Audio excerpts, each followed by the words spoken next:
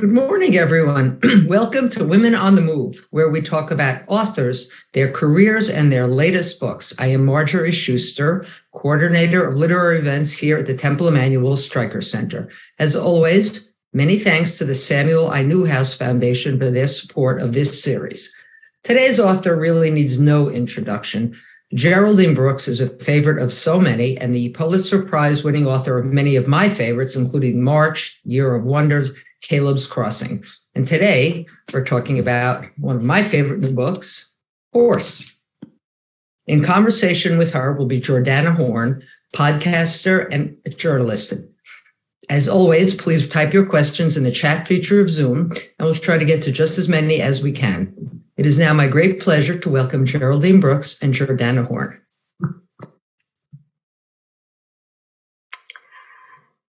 Thank you so much. Yes. Welcome. Have a wonderful conversation. We all look forward to it. Thank you. Happy Purim to everyone. I'm so thrilled to be here today with you, author Geraldine Brooks.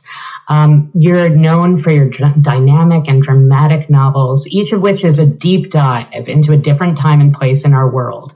Today, we're mainly going to be talking about her book, Horse, but please, if you have questions about other books, please feel free to put them in the chat. I'll get to as many as I can, I promise.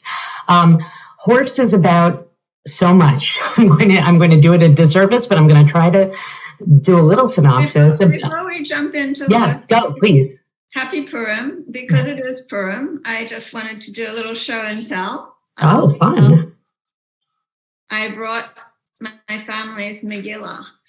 And wow. I think it is just such a wonderful thing when you're talking about books and we think about how we often read today on screens, to think about the sophistam who worked so hard to get every one of these beautiful, beautiful letters exactly right on this scroll. So, how wonderful! Thank you so much. Thank you, and especially we know very well the power for you, especially the documents and original texts have to motivate you into a deeper dive. So here, in terms of this book, we're talking about a book that's about portraiture and anatomy and race relations and slavery in America and art as a representation not only of its subject, but of who we are as people. It's such a fascinating book. I am so happy that we're going to be able to discuss it in depth today. So first of all, thank you so much for being with us. And if we could, let's start at the very beginning, because I would love for you to share how you fell in love with horses in your 50s and how you found your way to the idea for this novel. Yes. I don't recommend taking up riding in your mid-50s. I think knitting might have been a more sensible choice. But as it happened, I was at a writer's retreat in Santa Fe, and my room just happened to overlook a corral full of beautiful horses. And I've always loved animals. I've always had dogs in my life, and I sort of thought of horses as rather large dogs. And I was admiring the horses, and one of the wranglers said, "You must come on a trail ride." And I said, "I can't do that. I can't ride. I've never ridden." And he said, "That doesn't matter. These horses know their job. They won't let you fall off." And so I believed him. And the next day we went for this absolutely amazing trail ride through the beautiful pink arroyos of New Mexico. And about a week later, I was back home here on Martha's Vineyard, and a young friend came over for dinner, and I was telling her about my ecstatic experience on horseback, and she looked out the window and she said, "You've got some acreage here. You could have a horse. In fact, I could give you my horse." Sure. And, I didn't know what I was getting into by any means. And this horse was not close by. This horse was in Mexico, by the way. But she was so beautiful. And I knew she was beautiful because she'd been in a television commercial. And it was for a fast-acting antifungal cream to treat vaginal yeast infections. While I was waiting to get this horse from Mexico, I must have watched that commercial 1,000 times. She gallops, she's a Palomino, and she gallops across the Altiplano, and the voiceover says, "Some things should be fast." Wow. Anyway, I got this beautiful horse, and then I had to learn to ride, and I had to learn how to look after horses, and it was all I wanted to do. And my family was going crazy because they could never find me. I was in the barn, or I was in the riding ring, or I was out in the woods with the horse, and I wasn't getting any of my actual work done, i.e., writing a book. And horses are quite expensive, and so the flow of income was all outward, and there wasn't any incoming. And then a very fortunate thing happened to me, which is I was at a fundraisers lunch at Plymouth Pawtuxet Museum. And also at that lunch, although seated down the other end of the table from me, was a guy from the Smithsonian Institution. And he was regaling his lunch companions with the story of how he just delivered the skeleton of the most famous racehorse of the 19th century from an attic in the Natural History Museum to the centerpiece of an exhibition on the history of the thoroughbred at the International Museum of the Horse in Kentucky. Mm. And I'm like, can you quiet down? And my lunch companions are waiting. Because as he started to tell the story of this horse and what had happened to the horse during the Civil War, I just knew I had my next book subject, but I didn't realize how many directions it would go from that horse skeleton. Right. So you went to see the skeleton, and there's so many different directions that we can go in. I'm going to try to go in as many as possible. Would you say that when you went down there, you learned about, even though, fun fact, I did read that your first job was covering horse racing for the Sydney Morning Herald. Covering would be putting it rather grandly. I was the lowly assistant to the racing reporters, which meant my job was to go to every race meeting and take down reams of details about every horse in every race. I never got to write a word of prose about the horses.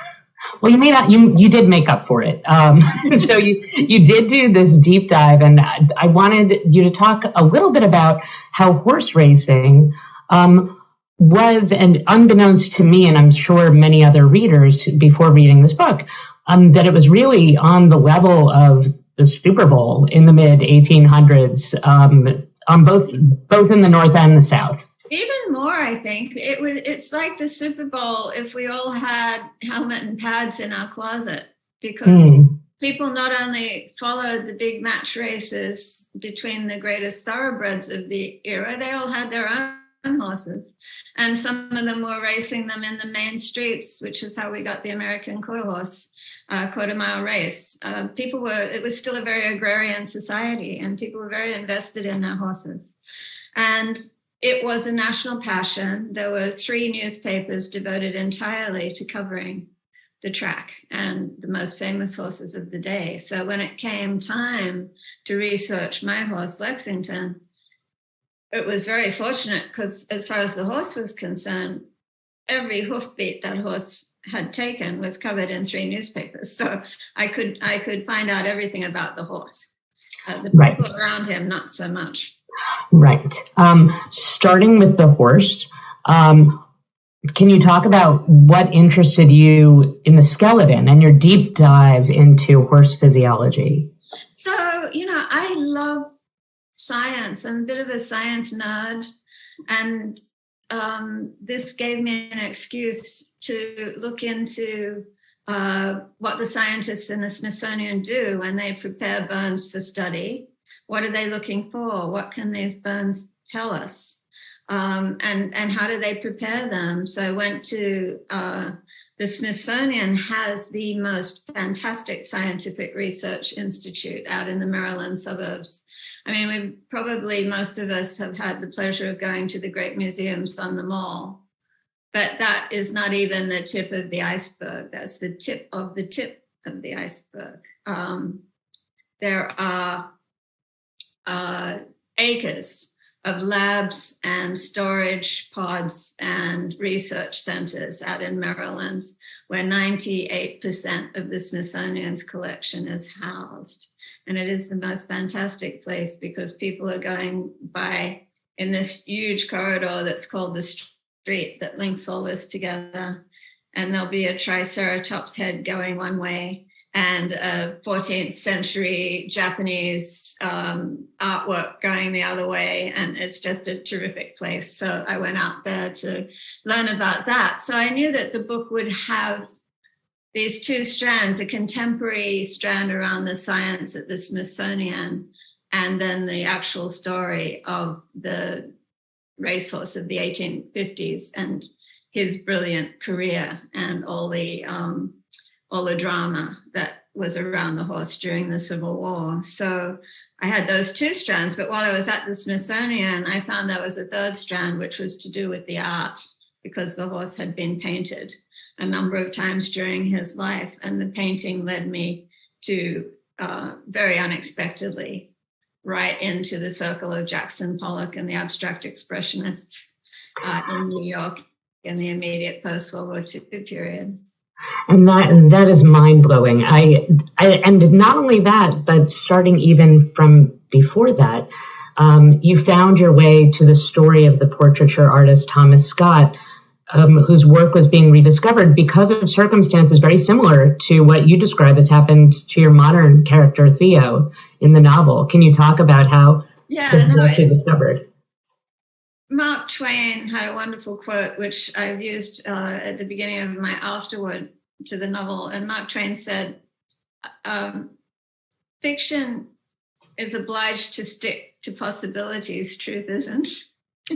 And I love that. So everything in this book that seems unlikely is the true thing. And it is true that a portrait that had been discarded in a giveaway pile on the curb led to the rediscovery of the artist Thomas Scott and an appreciation of his work. And much of his work was around Lexington and portraits of Lexington, and particularly a remarkable painting that was described many times but has gone missing, which was Lexington being led by Black Jarrett, his groom.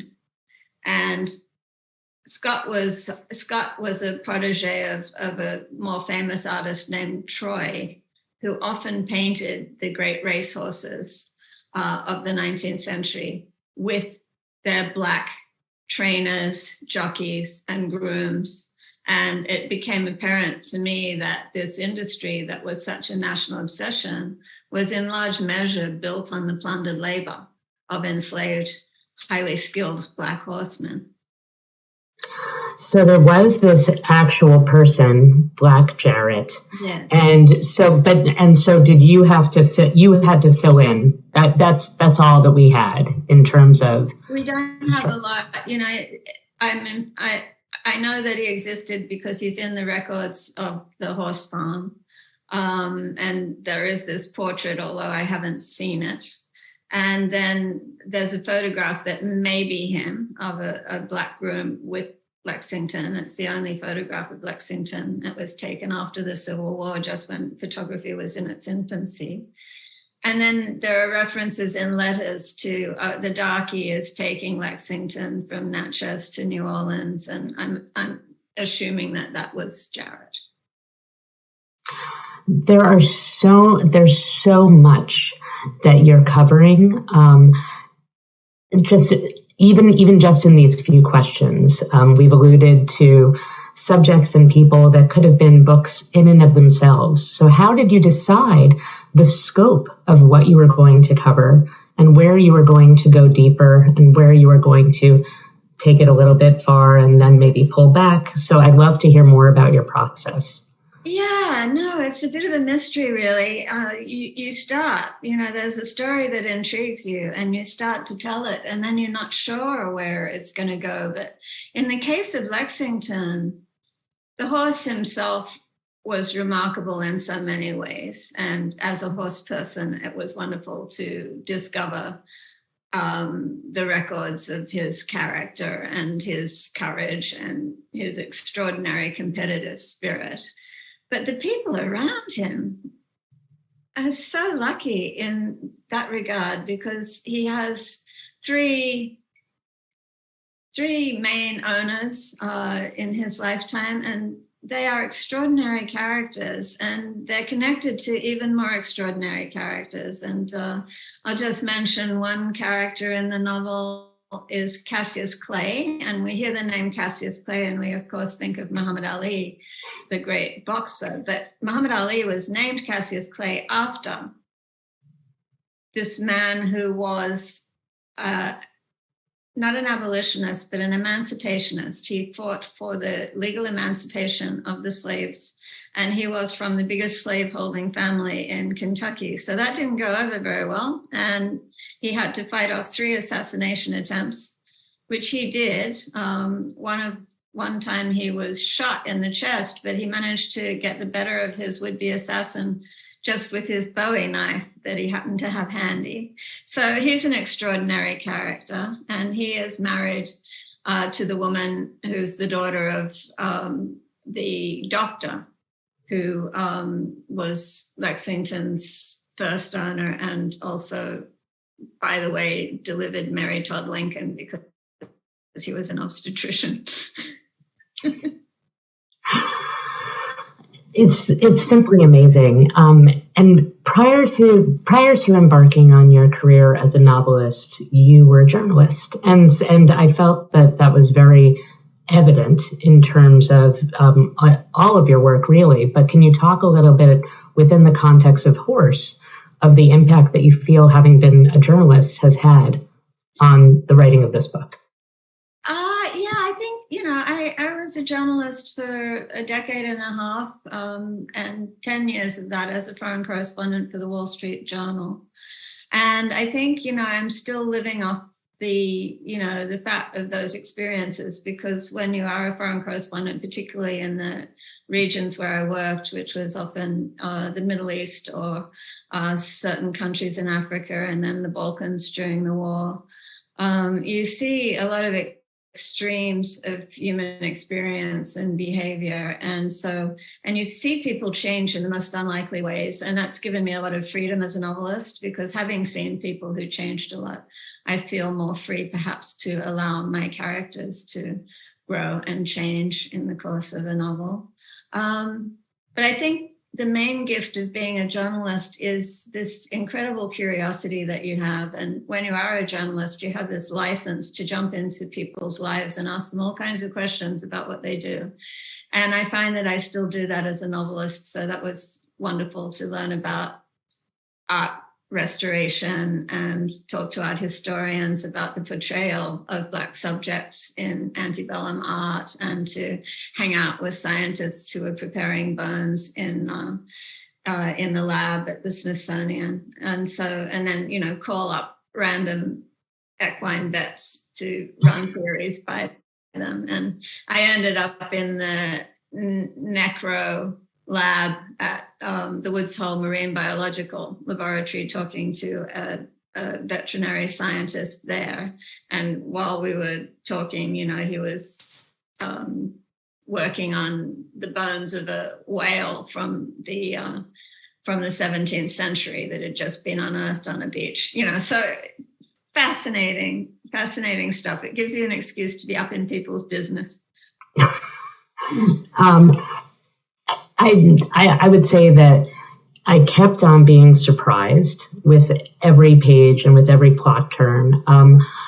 I'd love for you to talk a little more about the connection between horse portraiture and Jackson Pollock, because that blew my mind. So how did you find it out, and were you as surprised as I was? Yes, no, that blew my mind too. You set out to write about a racehorse in the 1850s, and you find yourself writing about Jackson Pollock's sports car that he crashed.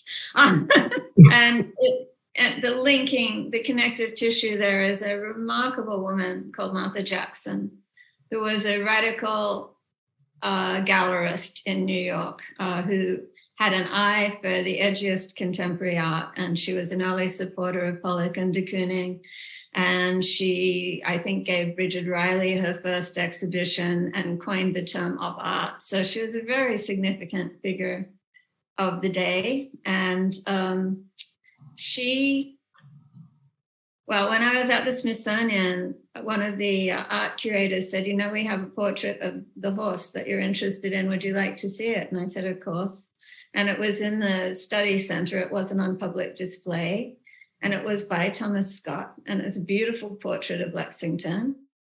And I said, was this donated at the time that the skeleton was donated? And the curator looked through her records and said, no, it came much later than that. In fact, that's interesting. It came in a bequest from Martha Jackson, and it was the only traditional oil painting in that bequest. Everything else was edgy contemporary art from the 20th century. And here's this 19th century realistic horse portrait. Why did Martha Jackson have that? And my novelist antenna went up immediately. And I don't know. I wasn't able to find out why. So I had to speculate on why she might have. But I did learn that her mother was a prize-winning equestrian, competitive equestrian, who actually died in an equestrian accident. And so from that piece of true information, I spun my story. It's fascinating. And we have so much to cover.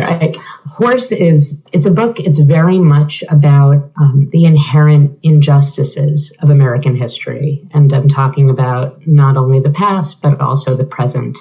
And what concerns I wanted to talk about with you, if any, did you have about telling stories of the American Black experience as a white author born in Australia?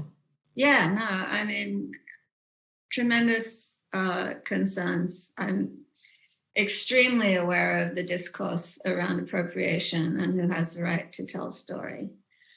But once I embarked on the story of this horse and learned how instrumental and fundamental to his success the work of the skilled Black horseman had been, it would have been reprehensible to erase that contribution again, because it has been erased. It's starting to be reclaimed now. There's a lot more scholarly research being done on the role of the Black horseman. The trainers particularly are quite well documented, and it's something that's quite extraordinary. If you've read a lot of correspondence from the antebellum period of white enslavers talking about their enslaved people, you don't see what you see in the way they talk about their trainers and their horsemen, because these people were doing something that the white owners valued so highly and that was so integral to their own self-esteem and prestige in society, having these fabulous horses and having them do well, that they talk about these men, and they were all men, of course, with great respect and deference. And so it really stands out, because that's not what you find most of the time. And so that was interesting to me. And I felt that it was worth taking the risk of embarking on trying to tell that story. But then once I had committed to telling the story of the 1850s, given that I had this contemporary thread set in the modern day Smithsonian, I realized that I couldn't leave the story of race and injustice as if it was something that's over and done with in the 19th century, and we don't have to bother our pretty heads about it now, because clearly that's not the case. And indeed, as I was writing this book, the noise of Black Lives Matter and the deaths at the hands of, vigilantes in the case of Ahmaud Arbery, or peace officers in the case of George Floyd, was very loud, and it would have been really wrong to ignore that. And so I had to bring the story into the present as well. And it's very clear in both of your depictions of Jarrett and Theo, there's a feeling that we, as the readers, come away with of these these men of tremendous integrity and who are remarkably good at what they do, and within the context of racist America, whether it's in the context of slavery or just being out for a jog at the proverbial wrong place and wrong time. And I think that that it wasn't as very hard to read.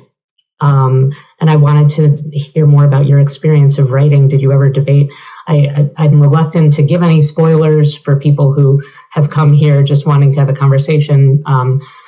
But did you contemplate ending either character's saga differently? Yeah, I don't want to talk specifically about where it goes. I felt that, there was a wonderful book about writing that I read when I was just writing my first novel. And I can't remember the author's name, which is terrible, but he said something interesting, which is the novelist's job is to be pushing the protagonist's head underwater all the way through the novel. But in the end, you have to make a decision. You have to decide if you're going to sink them or let them swim. Mm. And generally, as a writer, I'm in favor of letting them swim because personally, as a reader, I hate it if an author leads you to care deeply about a character of 350 pages and on 351, she pushes them off a cliff. I really don't like books that do that. But in the story of Race in America, I thought, I've got two Black characters and they can't both swim. Mm. So one can swim, but one unfortunately will sink. And so that was the rationale there. But also, I'm lucky that I live on Martha's Vineyard, which has had a thriving middle class and upper middle class Black community for more than a century. So I'm lucky to have friends who are very generous with me and sharing their lived experience and who read early drafts of the novel and told me when I was getting things wrong. But one thing I've learned from that community right here on the Vineyard is no amount of material success or education or even celebrity protects you if you have Black skin in this country. And I think there's a famous example that people here might remember was my summertime neighbor, Professor Henry Louis Gates, when he was dragged off the porch of his own house in Cambridge, Massachusetts for the crime of trying to open his own front door and put in handcuffs and arrested. And a lot of my friends have similar stories, just about the precarity of life, even for famous TV stars and Harvard professors. Yes. And you've talked about the precariousness of life within other contexts in all of your work. I was interested that this is the first of your novels that doesn't really have religion as a touchstone. And I'm interested in hearing more. It was really hard to get through. It was hard to get through writing a novel without having a vicar or a rabbi in it. Well, you had the Bible. You did have the copy of the Bible. So, I did. I had the book of Job, which has lovely passage about horses, which I could not resist. But if you write about the past, usually you can't avoid religion because it was such a dominant influence on people's lives. And every other novel I've written, that is true. In my first book, Year of Wonders, the minister of the village of Eam was absolutely fundamental to the decision of the community to voluntarily quarantine when bubonic plague came. And of course, People of the Book is all about a religious text and various religious figures who've been involved in saving it, from Catholic priest to Muslim alim. And so, it was really interesting to come across a story about these guys who are involved in racing and breeding horses who didn't give a fig about religion as far as I could tell. There was nothing about it in their lives. Mm. So I couldn't put in what wasn't there. Sorry. An entirely secular bunch of people for once. And an interesting change. I'm actually not sure how many people here are aware of your own personal trajectory. You grew up, as an Irish Catholic in Australia to a family where your father had served in British Mandate Palestine. You eventually come to the U.S. You married a Jewish man, you became Jewish yourself, and incredibly enough, that is really only scratching the surface of your own story. And so have you ever thought about writing a memoir or writing a history of your own family? Yeah, no, because my sister's a biographer, and so she wrote a wonderful biography of our dad, who had an extraordinary life before he had us. We were the children of his fourth marriage, and my sister wrote this book. It's called Daddy Cool. So she did a fantastic job. She found out hair-raising things. I mean, every family has secrets. Not every family has award-winning biographers, so we were lucky. That's true. But my dad, yes, he was, he was an American, but that didn't stop him actually enlisting in the Australian Army, which is a whole other story. So he was with the Australian forces in what was then Palestine. And I think he grew up with a lot of very anti-Semitic tropes. I mean, I read some of his early letters that have a lot of anti-Semitic comments about the role of Jews. He was in the music business, and then he goes and he meets the Jews of the Yishuv, and he becomes completely transfixed by the wonder of the kibbutz movement because he was a lefty. And he just then becomes the most ardent and passionate Zionist. And, he was the greatest and most staunch defender of Israel. And so that was the dad that I grew up with. And when the 6-Day War happened, he followed every detail. He would get the maps out and he would talk about the configuration of the Golan Heights and where the kibbutzniks were and tell me about the children's houses. And, so it was a very big deal. So many wonderful stories. Do you hate the question what you're working on now, if you're working on anything? And I am working on something. I'm working on something very different. When I was writing Horse, right in the middle of writing the book, my husband died suddenly. And he was 60 and he was, as far as we knew, in perfect health.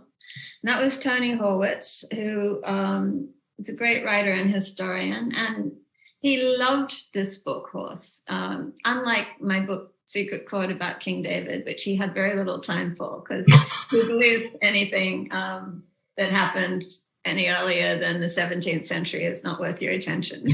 But he loved the 19th century and he loves the Civil War period. And so he was a great help to me in the research phase of the book, and was digging up wonderful snippets from archives. And he's a great archive diver.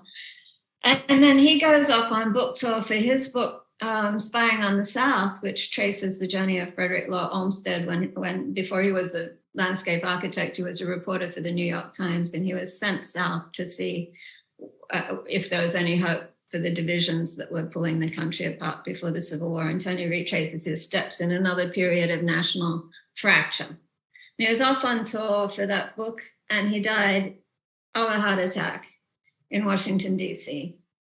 And of course, my life and my son's lives will never be the same. And I am writing a memoir of what happened after he died and how extremely poorly our society deals with death and grieving.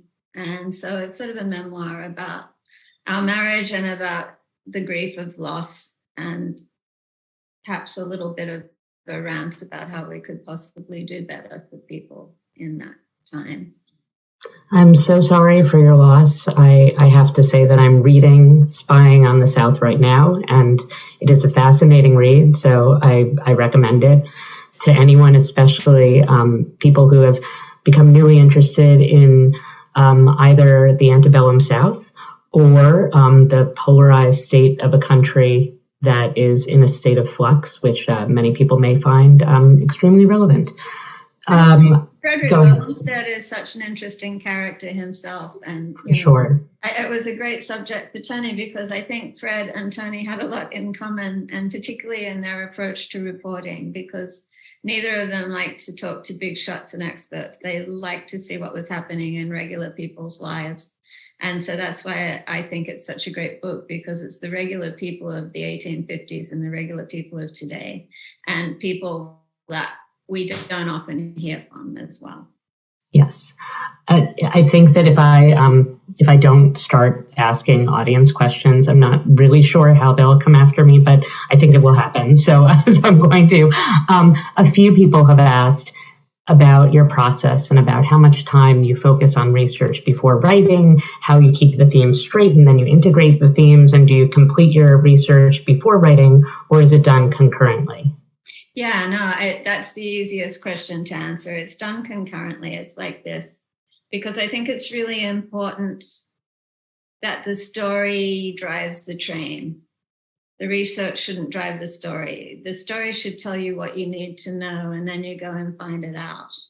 And so I just do enough at the beginning to get started, and usually that's to do with hearing the voice of the main storyteller, although in this case there were so many different threads that it wasn't like that. So I had enough to get started, and then I go and find out what I don't know. Like, okay, so they're racing these horses over 4 miles, which is like, 4 times the Kentucky Derby. How do you train a horse for that? And how is a thoroughbred in those days different to a thoroughbred today? And so these kind of things. And then you come back and you write a bit more until you come to something else that you need to know. And there was a lot to research in this book. It took me a long time, and I'd get some mastery over the details of antebellum horse racing, and then I'd have to go and find out about where was everybody hanging out to get a drink in New York after they were painting on the Lower East Side, and finding out about Martha Jackson's life, and then going to the Smithsonian, and yeah, so it's good because it's a kind of an interaction. But I didn't know how it was all going to come together. I had to take that on trust. I wasn't sure what the connective material, the connecting threads were going to be until quite late in the writing process, when it finally dawned on me that the art was the connective tissue that would be the thread that linked all the stories together. It's so interesting. Phyllis wants to know, why did you choose to have one chapter told in the first person? That's because Thomas Scott, the painter who gets to be heard in the first person, I imagine that he's writing a journal of his. He's an itinerant painter going from horse farm to horse farm in the South. And he was a very interesting man in real life. He became a painter after he had dropped out of medical school because he couldn't afford it. But he loved horses and he loved the track. And he also was a writer. He wrote for the newspapers. And he was written about because he was quite a fascinating guy, apparently. And he had a very interesting Civil War as a medic with a volunteer unit in Kentucky who fought on the Union side. And so I had a lot of his voice from his own writing. I could hear his voice very clearly. And so I like to write in first person if I can clearly hear the voice and if I can convey it accurately. And I felt like I could hear him best of all the characters. Patricia asks, since the book has been published, has anyone from the Black community contacted you about an ancestor who trained or rode horses or perhaps worked in the racing circuit? Yes, several. It's been fascinating. I've met in person with a number of descendants of the horsemen, and one or two of them are continuing research on their family and on their forebears, and some of them are still connected to the racing industry in Kentucky. I mean, it's really tragic what happened, because there was so much expertise in the Black community. And then after Reconstruction and during the reaction to Reconstruction, blacks were essentially forced out of the industry. For the jockeys, it became perilous because the white jockeys would gang up and, make it dangerous for them to race. And so people either had to leave this country to follow that profession, or they died in penury, having been pushed out.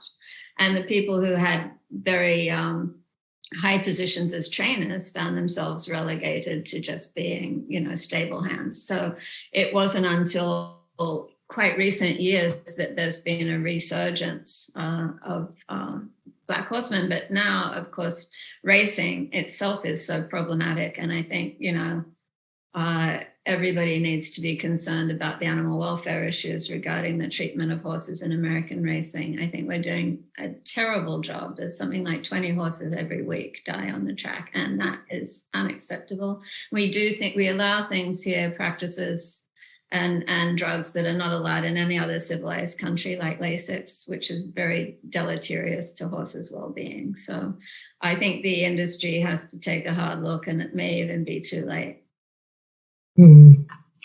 Lois would like to know if you could talk a little more about Cassius Clay's suffragist daughter. Yes. So Mary Barclay, became extremely radicalized because Cassius Clay, fascinating guy, but a bit of a scoundrel. So he goes off. He's appointed by Abraham Lincoln to be the ambassador to the court of the Tsar in Russia. And he is credited with winning Russia's support for the North during the Civil War. Lovely. But he also runs away with a Russian ballerina, having left his wife running the farm all through the war, making all the decisions, renovating the house, figuring out how to deal with, Kentucky being a border state with Confederates one day and Union the next, and where do you stand? And she manages all that. And then, he comes back and apparently with a bastard son. and so he divorces her, and she's left with absolutely nothing. And that radicalizes Mary Barr, who then went on to be a leader of the suffragist movement in Kentucky and actually in the whole southern region. And her sisters also. I didn't write about the sisters, but there were a number of other Clay daughters who had interesting lives as well. So much here. People want to make sure that I ask you the name of your sister and the biography that you mentioned so that they can get it down. Yes, my sister's name is Darlene Bungey, Bungey, and the book is called Daddy Cool. Okay. Susan asks, can you talk a little bit about the theme of the carrot and the stick regarding animals and people? I love this book. Well, animals and people. I'm not sure about the theme of the carrot and the stick. I guess she's referring to Jarrett. I have given Jarrett all my own thoughts about horses and all my own experiences with my horse. So everything that is described about happening between him and Lexington also happens between me and my beautiful horse. And I've also given him very enlightened views on horse training.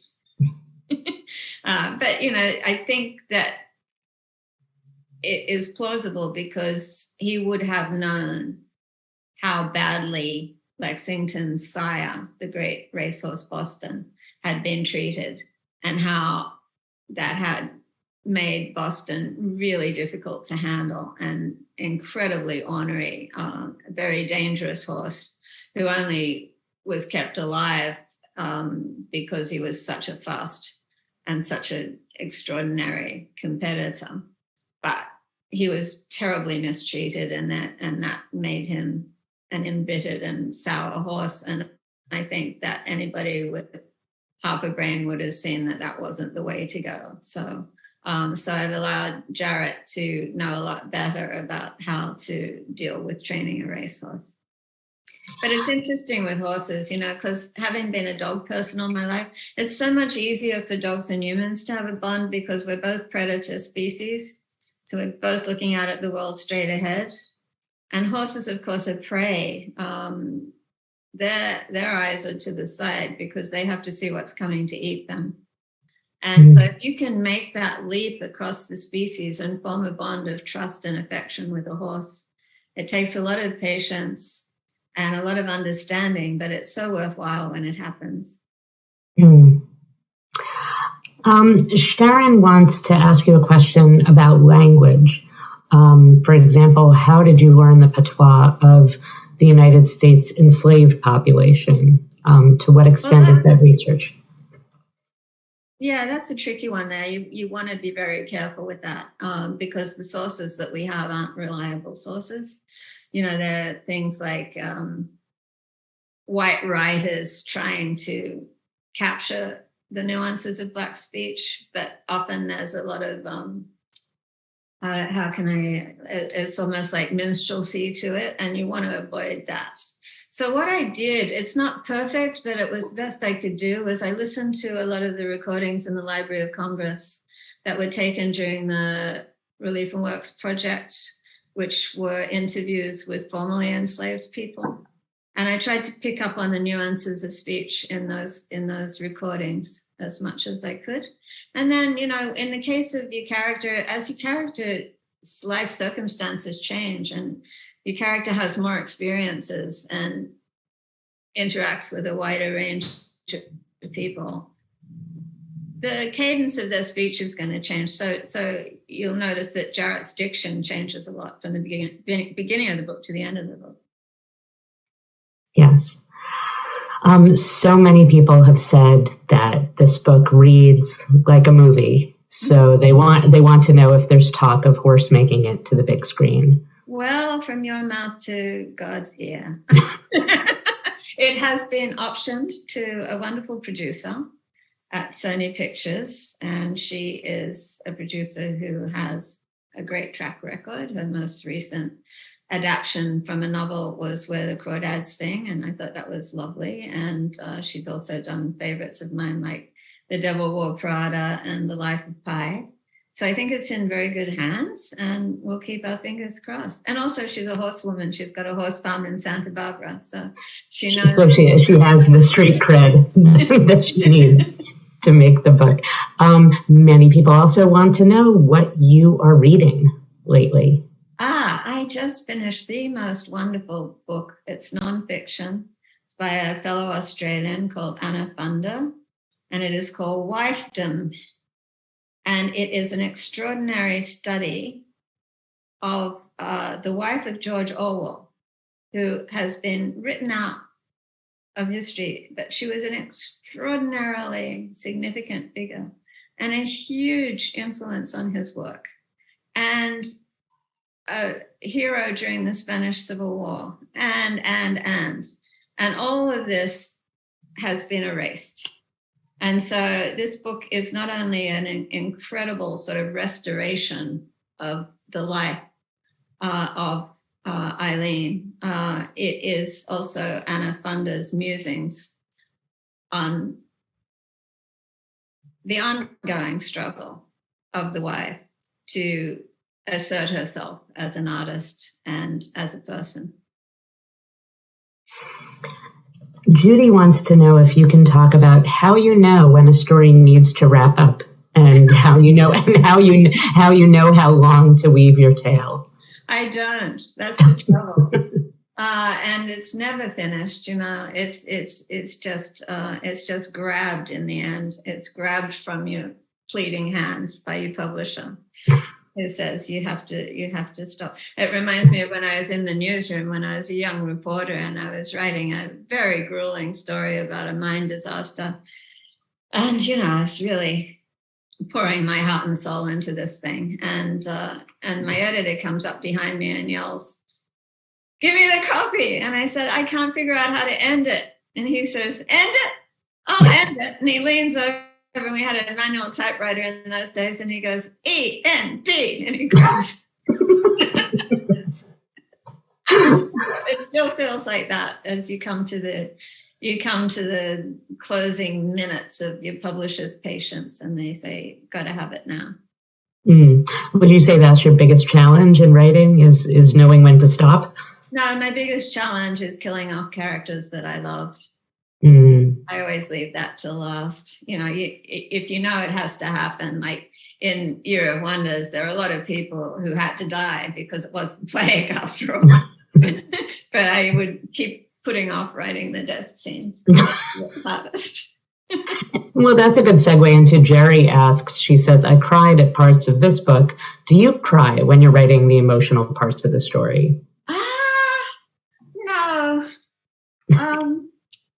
No, I have to be a little bit more, it's not that it doesn't move you, but it moves you in a different way. And because you're in control of it to a certain extent, I don't cry over my own books. Cry over everybody else's. Kate says, just a word of thanks for all your wonderful work. People of the Book is my absolute favorite, definitely Pulitzer Prize worthy. How did you come up with the idea for that book? Oh, that was back when I was still a reporter and before I was thinking about ever fantasizing about being a novelist. I was covering the siege of Sarajevo. My job was UN correspondent at that point, and I had gone into Sarajevo during the war to report on what the UN was and was not doing in the city. And in those days in Sarajevo, there was only one working hotel, and it was rather inaptly named, given the circumstances, the Holiday Inn. And when you checked into the Holiday Inn in Sarajevo, you did not ask for a room with a view, because if you could see the beautiful mountains that rise all around the city, the snipers and the artillerymen could see you. And so all the windows had been blown out and everybody was sleeping in the stairwell. And it was very grueling because it was such a war against civilians. It's a bit like what's happening in Ukraine now, just so much civilian death. And also it was a war against the idea that those civilians embodied, which was that you could have a society where Christians and Muslims and Jews lived together harmoniously, and that was anathema to the people who wanted to ethnically cleanse. And so they were bombing not just people, but libraries and museums. And so talk around the bar at the end of the day came to this missing treasure of Judaica, the Sarajevo Haggadah, which had been in the museum, which had been heavily shelled, and people wanted to know whether it had been destroyed or whether it had been taken to safety or whether it had been sold because the government was desperate to get money to buy weapons. And there are all these theories. And then it turned out towards the end of the conflict, the true story was revealed when a Muslim librarian produced the Haggadah and gave it to the Sarajevo Jewish community, gave it back at Passover, and it turned out that he'd risked his life and gone in under shelling to get it. And so that I loved that story. And then I found out that was the second time it had been saved by Muslim hands. The first time was from the Nazis when they were looting like crazy, and the Muslim librarian had hidden the book from the Nazi who'd come to get it, and then taken it and hidden it in a mosque, which I thought was fantastic. I have one more question from Laura, who wants to know if you found any particular character in Horse harder or easier to write. I think I felt the most responsibility with Theo and Jarrett, because I'm writing out very much outside of my own experience, and I really wanted to do justice. And, I think it was very important to me that those characters be as well-rounded and as accurate as I could possibly make them. So I guess that was the heaviest work of the novel, was just feeling that responsibility. You talked earlier about always being curious. And it seems to me that someone who is able to find and uncover and explore stories as much and as well as you are has the gift of never being bored. And you certainly share that gift with all of us, with all of your readers. So thank you so much for sharing your gift with us. Well, thank you for having me. It's been a pleasure. Hi, thank you both. And I have a few comments. First of all, somebody wrote in the chat that they were ordering all of Geraldine's books as you were speaking. And that same person also complimented Jordana on such a lovely interview and really asking very, very good questions. And I have an additional question. I don't think we spoke much about March. Would you comment a little bit about that? That was one of my favorites. Was that a favorite? Was Little Women a favorite of yours? I like Little Women quite a bit, but when my mother gave it to me, I think I was about 9 or 10 years old, she said, read this, you'll like it. It has great girl characters in it, but take it with a grain of salt because nobody on earth is such a goody-goody as that mommy. And of course, researching Louisa May's family, it was nothing like the March family. They were a very radical and eccentric bunch of people. And of course, I used her real father as the basis for my character of Mr. March, who is the father of the Little Women, who goes off to be a minister to the Union troops because he's such an ardent abolitionist. And her father was too old to actually go off to war. It was Louisa May who went to work as a nurse during the Civil War, but her father would have because he was extraordinarily radical and tried to prevent the recapture of an escaped person and risked his life, put himself in the line of fire to do that. The house in Concord was a station on the Underground Railway, and he was also an ardent animal rights activist way before his time and a radical educator. So there was a lot to work with there. And it also, it just, it clarifies the characters more when you know the backstory or your backstory of the father. Really, really well done.